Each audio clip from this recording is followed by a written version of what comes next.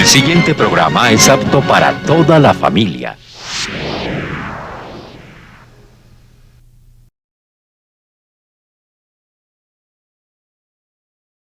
Estamos entrando en este momento a la población de Toribío, aquí en medio de estas montañas. Pichiquí, Santa Fe, Realito, Tierra Adentro, la comunidad de Paz de San José de Apartado. La otra Colombia en el Caguán, el resguardo en Veracatío, en la comuna 13 de Medellín, San José del Guaviare, Cali, península de La Guajira. Con el atrato, un buen trato. Desde Barcelona, desde París, Francia. Ese es nuestro tema de hoy en Contravía. Bienvenidos.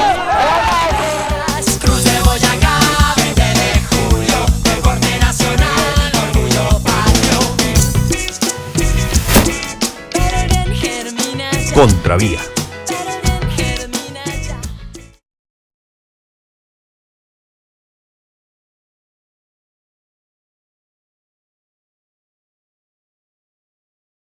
Con el patrocinio de la Embajada de los Países Bajos. El Programa para la Democracia y los Derechos Humanos País Colombia, auspiciado por la Unión Europea y las organizaciones que lo conforman, presenta. Muy buenas noches. Hoy estamos emitiendo Contravía desde la librería Forum, Discos y Libros, aquí en Bogotá. Hace una semana hubo una esperanza para decenas de familias que tienen sus familiares en manos o en poder de las FARC. En ese momento se dijo que la administración del presidente Álvaro Uribe había hecho un giro importante y que había una luz de esperanza para lograr el acuerdo humanitario. Sin embargo, horas más tarde, esta esperanza se desinfló. El periódico El Tiempo decía en su editorial en ese momento que prácticamente no se podía jugar con las ilusiones de decenas de familiares y no se le podía seguir mintiendo al país en la voluntad, si hay o no voluntad, para hacer el acuerdo humanitario. Por eso, para tratar ese tema, hemos invitado en la noche de hoy a la doctora Ana Caterina Jaypuyana, quien el año pasado lanzó este libro, Sí al Acuerdo Humanitario, y yo me atrevo a decir que es una de las profesionales jóvenes que más domina el tema del acuerdo humanitario. Bienvenida, Ana Caterina. Buenas noches, Holman. Bueno, también nos acompaña el colega periodista Carlos Lozano, director del periódico Voz y también miembro de la dirección del Partido Comunista Colombiano, quien en el momento del acuerdo humanitario o para estas gestiones ha hecho una labor de buenos oficios para sacar adelante el acuerdo humanitario. Carlos, muy buenas noches. Buenas noches, Holman. También nos acompaña el doctor Álvaro Leiva, el ministro de Estado, y quien, pues ustedes también conocen sus antecedentes en procura de sacar adelante un acuerdo de paz con la administración Pastrana, en procura de sacar un acuerdo humanitario adelante. Doctor Álvaro Leiva, muy buenas noches. Muy buenas noches. Bueno, con estos protagonistas, con estas personas, vamos a hablar de qué tan cerca o qué tan lejos estamos del acuerdo humanitario. ¿Qué problemas hay para sacarlo adelante? O por el contrario, de pronto no hay mayores problemas, sino es falta de voluntad política. A ustedes, bienvenidos y bienvenidas a Contravía.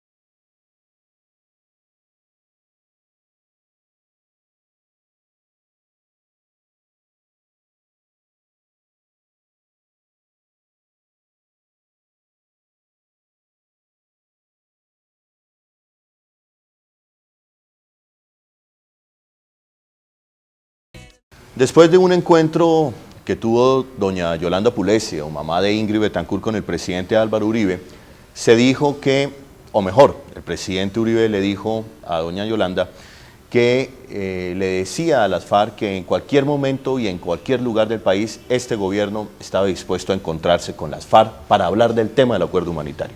Esto inmediatamente fue interpretado como un giro importante. Sin embargo, horas más tarde, Hubo una declaración de Luis Carlos Restrepo, comisionado de paz de esta administración, quien dijo que eso no era así y que prácticamente estaba condicionado a que las FARC no pidieran una zona de distensión o una zona de despeje, como se le quiera llamar. Y volvimos a ceros. ¿Es esto así, Carlos, o me estoy equivocando? Sí, Holman, yo creo que es así. Me parece que en este momento el acuerdo humanitario no está tan cerca como nosotros quisiéramos, aunque tampoco está tan lejos como podría pensar un pesimista. Sin embargo, desde luego que el anuncio del presidente Uribe Vélez, que impactó al país y que llenó de esperanza a los familiares de los retenidos por las FARC, fue flor de un día, porque a las 24 horas se modificaron los términos en que había sido planteado y desde luego quedamos en la misma posición anterior. Yo creo entonces que es necesario seguir trabajando en dirección a tratar de acercar las partes a que estas diferencias que se han visto tan evidentes en estos anuncios, en estas propuestas y contrapropuestas, podamos resolverlas mediante una voluntad política de ambas partes que hay que ganarla a través de los contactos, de las mediaciones, de las aproximaciones y desde luego de la esperanza de todo el país y de la ayuda de la comunidad internacional. Doctor Leiva, pareciera que uno de los cuellos de botella es, el gobierno unas veces dice, en cualquier lugar del país, y después dice, no, pero que no me pidan despeje ni desmilitarización de zonas. ¿Cuál es la propuesta? Recordemos la propuesta de las FARC que hay sobre la mesa frente a este respecto, y si es tan viable o no de llegar a sacarla adelante. De golpe el gobierno es nuevo con respecto a los antecedentes, porque los antecedentes tocan con las FARC, que ya ha planteado en otras ocasiones acuerdos humanitarios y que otros gobiernos han sabido atender y llevar a efecto. El primer acuerdo humanitario de intercambio que yo recuerde tiene lugar durante la administración Carlos Lleras Restrepo, siendo ministro el doctor Alfonso López Miquelsen, y siendo la persona que había que rescatar en ese momento un clásico secuestro, el padre de Fernando Londoño, estoy hablando del doctor Fernando Londoño y Londoño, y en ese momento se hizo un despeje, y se procuró con éxito lo que se estaba buscando, el retorno del doctor Fernando Londoño. Ya nadie se acuerda, ya hoy nadie dice eso fue un pecado mortal. Después viene el caso de las Delicias. Se desmilitariza un área. Se desmilitarizó y la gente lo único que recuerda es la felicidad que hubo, era una felicidad colectiva. Estuvieron, yo no sé si ustedes recuerdan, embajadores, la iglesia. Nadie estaba atento a eso. Después hubo la de las Delicias. Después hubo las Delicias y claro, está el caso de Santa Ana con el no ELN solo eso, para claro, ayudar a los dos miembros claro. de la OEA. Pero el tema acelerándonos nunca fue el en tema, despeje, sino el tema era la posibilidad del regreso de una gente. Desde entonces hasta nuestros días lo que se ha creado es una gran desconfianza, profunda desconfianza, porque hay unos combates monstruosos. Pero para mí, personalmente, no debe ser un factor de preocupación, un despeje. En este momento está sobre la mesa, por parte de las FARC, Florida y Pradera. ¿Qué problemas puede haber allí? Yo creo que nada, porque es que lo importante es el acuerdo en torno a la necesidad de regresar a la gente. Lo demás son mecánicas. Y aquí se preocupan primero por la mecánica y segundo por lo que se debe buscar realmente, que es el retorno a las casas de unas gentes que están en este momento privados de su libertad, ya porque son rehenes, rescatados o han perdido la libertad en combate, dependiendo de cómo usted lo quiera ver. De todas maneras, lo interesante es buscar la solución. Si dentro de la solución está un despeje pasajero, yo no creo que sea tan grave, en honor a la verdad. Bueno, yo le quiero dar la palabra a la voz académica aquí en este asunto. Ana Caterina, sí al acuerdo humanitario. Ana Caterina, ¿es posible hoy sacar adelante el acuerdo? ¿Es una cuestión de voluntades políticas simplemente? Sí, es cuestión de voluntad. Y frente a la pregunta que tú le hacías al doctor Carlos Lozano, de en qué estado está actualmente la esperanza, pues sí existe la esperanza, porque el Procurador General de la Nación no ha respondido todavía la oficial petición que le presentaron los familiares de los secuestrados, haciendo uso de la Constitución, el artículo 23 que les permite elevar derechos de petición respetuosa a las autoridades, y el procurador tiene un término legal para responder. Estamos a la espera de esa respuesta y estamos confiados en que el procurador va a atender la solicitud y este clamor de los familiares. Luego la esperanza está viva. ¿Por qué, Caterina, y expliquémosle un poco a nuestros televidentes, por qué el procurador podría tener la potestad de sacar adelante un acuerdo humanitario? A ver, la Constitución de Colombia establece claramente unas funciones en el procurador en defensa de los derechos fundamentales y en buscar que los derechos fundamentales en efecto sean protegidos y garantizados. También tiene una función en los procesos penales.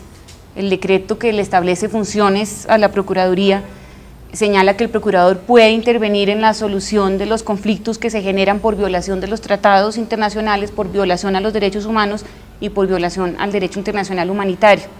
En este caso el secuestro es violación al derecho internacional humanitario y el procurador tiene competencia para intervenir en la búsqueda de una solución. La competencia del procurador en defensa y garantía de los derechos fundamentales es explícita en la Constitución y en la Carta. Y ese es el oficio que ustedes le han entregado al procurador. En el derecho de petición se le solicita que él lidere el acuerdo humanitario, que él lo realice, que responda si él encuentra que es competente, porque de alguna manera esto es una innovación. Siempre se ha sabido las funciones del procurador, pero la gente entiende más al procurador como el funcionario encargado de sancionar disciplinariamente a los funcionarios públicos, que a tal gobernador, que a tal ministro, etcétera. Pero es que el procurador tiene también otra función constitucional muy importante, que es la defensa de los derechos fundamentales. ¿Cuáles pueden ser las salidas que puede tener el procurador en respuesta a su oficio? Se ha considerado tradicionalmente que el manejo del orden público, y de hecho así lo establece la Constitución, es competencia exclusiva del presidente de la República. Y al ser así, una negociación de un acuerdo humanitario excluye a otros funcionarios del Estado como el procurador. En este derecho de petición se argumenta que el tema de acuerdo humanitario no necesariamente está ligado a un proceso de paz. Y en esto ya hay una conclusión generalizada después de tantos foros y después de tanto estudiar el tema. Se ha llegado a la conclusión de que los acuerdos humanitarios se pueden dar en medio de la confrontación armada y por ende, en la medida en que no es exclusivo con una negociación política de paz, puede ser negociado al margen, como digo, de una negociación de paz. Luego el mismo procurador podría intervenir. Y precisamente recogiendo lo que usted acaba de decir, Caterina, uno ve que, por ejemplo, recientemente, el año pasado, hubo un acuerdo, o mejor, un intercambio humanitario entre dos enemigos acérrimos, como son los palestinos y los israelitas. ¿Por qué no? Recuérdanos un poco este ejemplo. Sí, tenemos ejemplos a nivel mundial.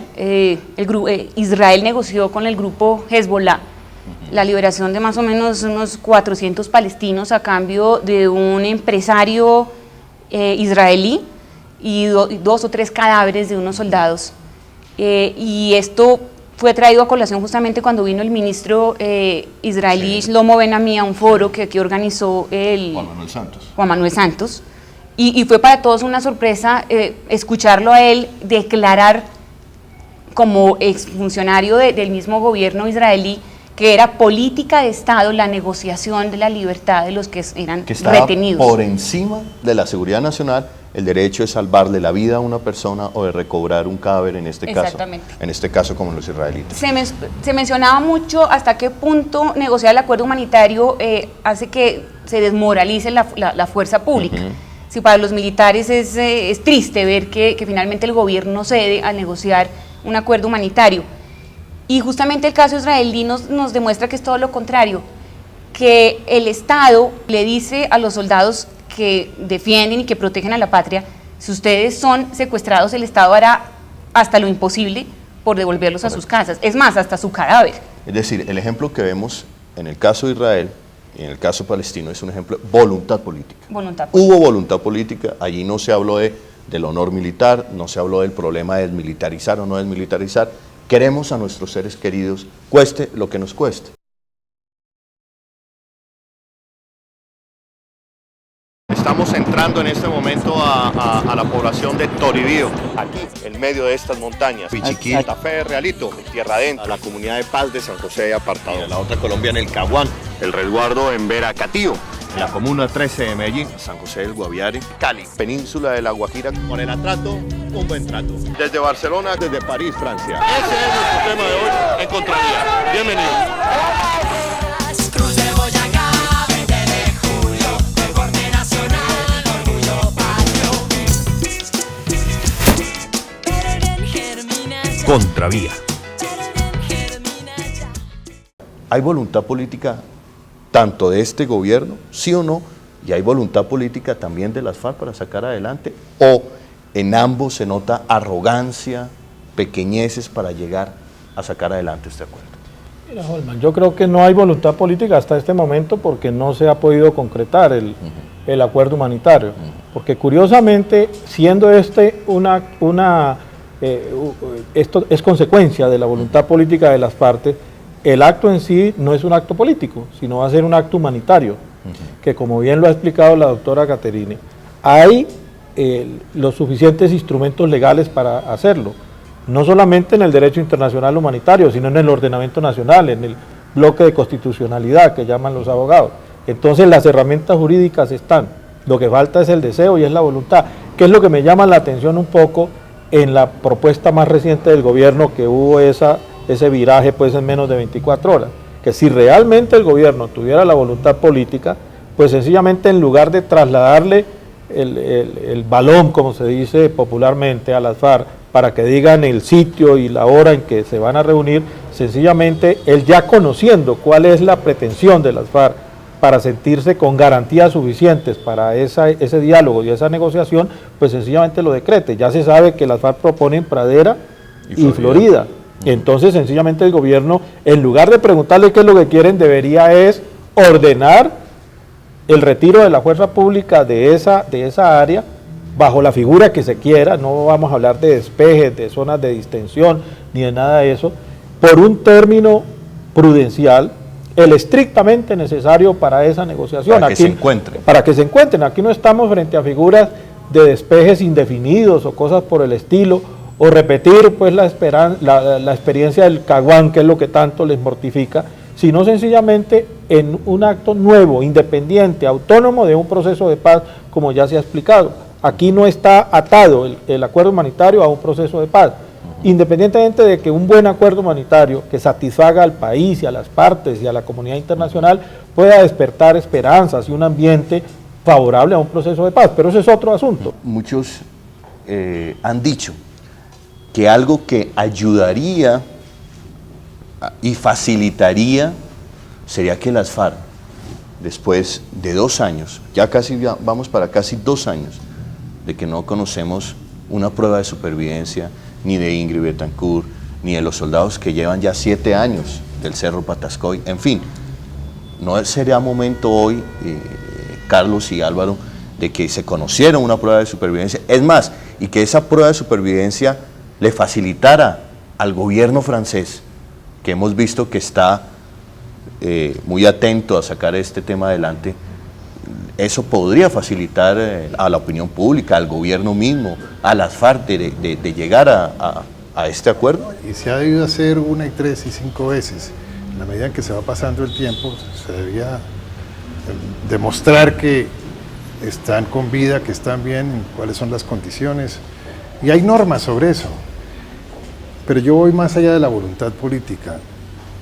No se trata simplemente de dejar esto a si hay o no voluntad política, es que los estados tienen la obligación de velar por sus ciudadanos. Sí. Es el caso de Israel que lo trae ese cuento, pero no solo Israel, sino es que Francia fue a Irak, a donde secuestraron a una periodista, y lo hizo por ser una ciudadana francesa, no por ser esa señora hace un mes, de tal. exactamente. Cuando busca a Ingrid, no lo hace por Ingrid Betancourt como persona notable, sino porque tiene la obligación, el Estado, de velar por la suerte y por la libertad de sus ciudadanos. En las normas y los convenios de Ginebra hay una cosa que se llaman los convenios especiales, que precisamente están allí para que las partes, así sigan enfrentándose violentamente, puedan llegar a acuerdos para el mejor tratamiento de la población civil y para el mejor estar de quienes han perdido la libertad en función del conflicto. Carlos, tú que has estado, digamos, como participante de buenos oficios, ¿Cómo es la participación aquí del gobierno francés? ¿Qué tan adelantado va esto? Bueno, yo creo que es positiva la participación del gobierno francés. Naturalmente que medir en este momento qué tanto ellos han avanzado en eso es difícil, porque han manejado mucho con discreción el asunto, a pesar de que se filtró la última reunión que hubo del emisario francés con Raúl Reyes. Sin embargo, es importante decir que por las informaciones de prensa se ha dicho que las FARC se comprometieron con el gobierno francés, con su emisario, a entregar las pruebas de supervivencia tan pronto haya las garantías para hacerlo. ¿Cómo ha venido esta presión internacional? Pero no solamente presión, porque también le han dicho países a este gobierno, hombre, lo queremos ayudar. Fuera de Francia se conoce, por ejemplo, de las gestiones que ha hecho Suiza, ¿no?, que también son de público conocimiento, y hay un nuevo país que ha venido también interviniendo en esto con mucho cuidado, a pesar de las declaraciones de su presidente de respaldo a Uribe en todas sus manifestaciones, que es el caso de España, del presidente Rodríguez Zapatero. Se sabe por el correo de las brujas que en las reuniones privadas en Madrid recientes, Rodríguez Zapatero presionó mucho al presidente Uribe para el tema del acuerdo humanitario, al margen de sus grandes manifestaciones y elogios en las intervenciones públicas, pero en privado hubo cierta presión. Y creo que en Estados Unidos también va a ocurrir lo mismo, porque es que están comprometida la vida de 3 norteamericanos, que como ha dicho muy bien el doctor Leiva, en esos países sí se conmueven frente al drama de sus súbditos. Y entonces hay iniciativa, hay creatividad, se trata de intervenir. Y los Estados Unidos, con toda la injerencia que han tenido en nuestro país, se sabe que han estado mandando mensajes más que subliminales, yo creo que secretos, para abrir la posibilidad también de encontrarle una solución política al tema de sus 3 norteamericanos. Lo que se va a imponer en la medida en que este ambiente sea más favorable a nivel internacional y nacional es sencillamente la vía del acuerdo humanitario, y no como una bandera electoral, que es lo que ahora preocupa, sino realmente como un acto de Estado, como un acto de voluntad, de grandeza de Estado, y en lo cual desde luego también las fuerzas guerrilleras, en este caso las FARC, pues también tienen que aportar su grano de arena, como suele decirse. Caterine, cuando uno se acerca a los familiares que están viviendo este drama, uno siempre oye que los familiares le citan un ejemplo que está muy cercano. Es el caso del hermano del expresidente Gaviria, y donde ellos interpretan que como sus familiares son soldados, suboficiales, policías, no son, digamos, apellidos connotados, no hacen parte de la élite, entonces para ellos sí no hay acuerdo. Fue realmente fácil en aquel entonces. El arquitecto Gaviria salió, se liberaron esas personas de la cárcel y nada más pasó. Y salieron a otro país. Y salieron a otro país, exactamente. El caso del intercambio que hubo en el gobierno Pastrana, aunque jurídicamente se camufló en el sentido que era unilateral, que eran 2 gestos recíprocos unilaterales, la realidad es que sí hubo un intercambio.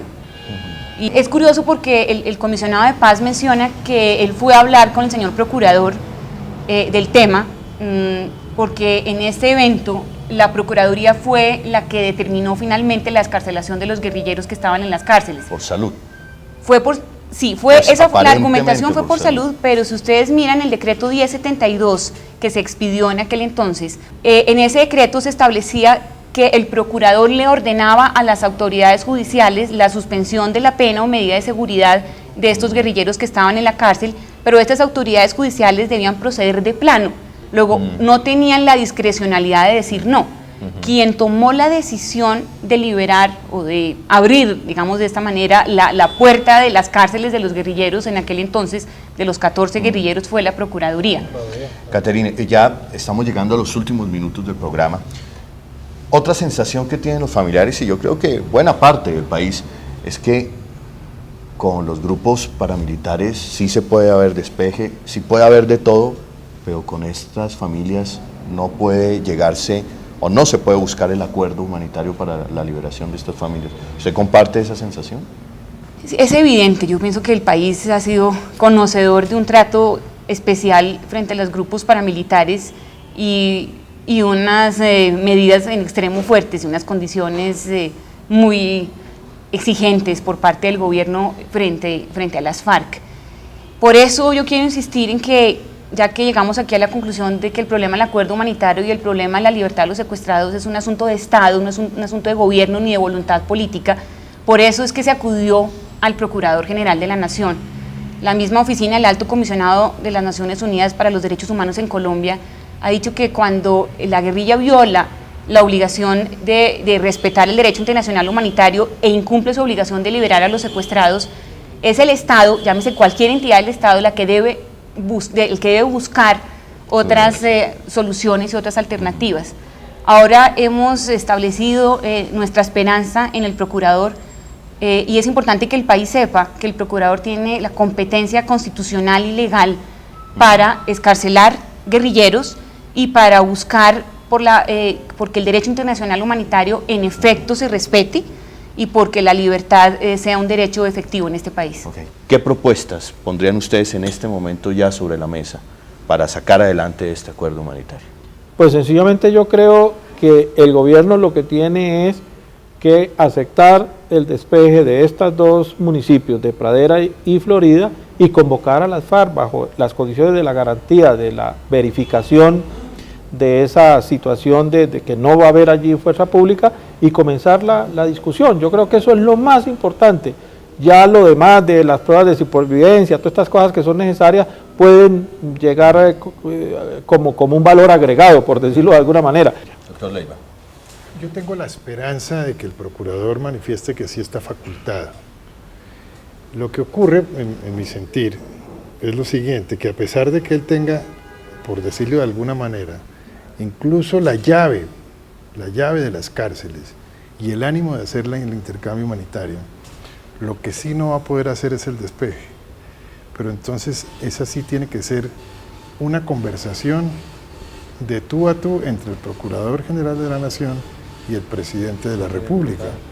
Y ya será el Presidente el que le diga al Procurador que no hace el despeje para que él no pueda entrar a cumplir con sus deberes legales y constitucionales. Bueno, amigos y amigas de Contravía, ustedes han visto estas posiciones. No ha habido un debate, pero ha sido una charla pedagógica sobre el tema del acuerdo humanitario, que es más urgente e importante que nunca. Ha sido posible, es posible, puede ser posible. Se necesitan pruebas de supervivencia. Ojalá lleguen más temprano que tarde y sobre todo voluntad política de las partes. A mis invitados en la noche de hoy, muchas gracias. Soy Holman Morris. Gracias, Holman. Y quedamos en Contravía.